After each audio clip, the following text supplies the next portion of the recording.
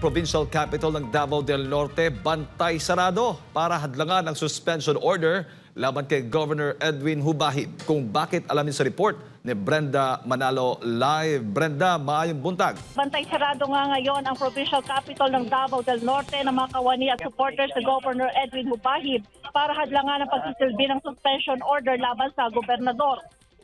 Kanina alas 6 ng umaga, tatad ang palibot ng Kapitolyo ng signage na ako ay mubarog, na sa Tagalog ay ako ay tatayo. Hinarangan ang entrance at exit points ng Kapitolyo ng 10-wheeler truck at mga sasakyan ng Kapitolyo. Base umano sa impormasyon na kaabot kay Governor Hubahib na sorpresa umano ang pagsisilbi ng suspension order bagamat wala silang alam sa basehan ng kautusan. Ayon kay Engineer Jean Rabanos, Provincial Administrator ng Davao del Norte, hindi dumaan sa proseso ang naturang order base sa Administrative Order 23. Anya kung ano man ang reklamo laban sa isang opisyal ay kailangan muna ng pagdinig at hingin ang panig ng nirereklamo bukod pa sa mediation bago pa desisyonan ang kaso. Ayon naman kay Mr. Arnel Montero, Assistant ni Governor Hubahib, na maayos ang pamamahala sa probinsya ng gobernador sa gitna ng pandemya sa pagkakalob ng kalsada sa mga lumad at mapalaya ang probinsya mula sa teroristang CPP, NPA, NDF. Katunayan, anya nakatanggap nga si Governor Hubahib ng Most Outstanding Governor Award, kabilang na ang Seal of Good Governance mula sa DILG. Kabilang sa nagpakita ng suporta dito si dating Speaker Pantaleon Alvarez at iba pang opisyal.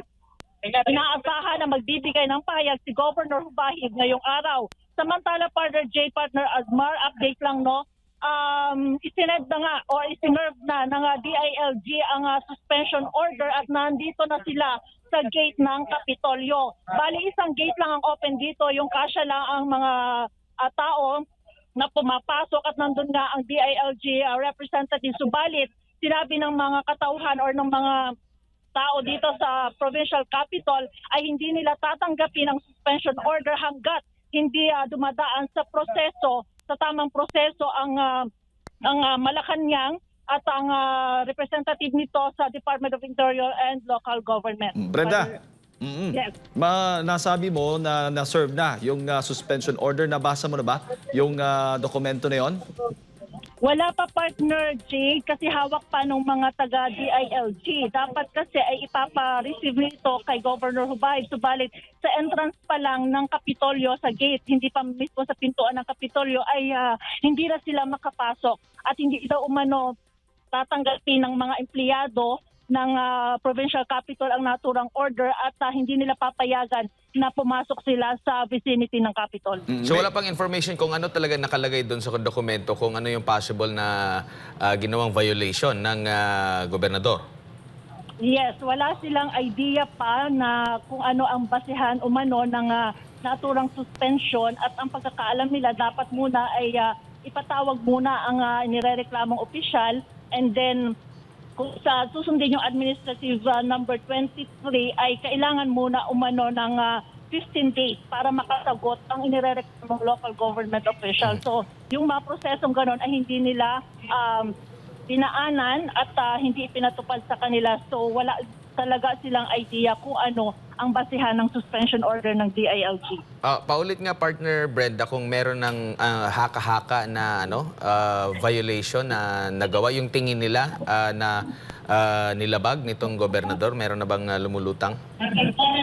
Merong naririnig kami dito na mga haka-haka, meron kasi inireklamo laban kay Governor Hubahib na cyber libel.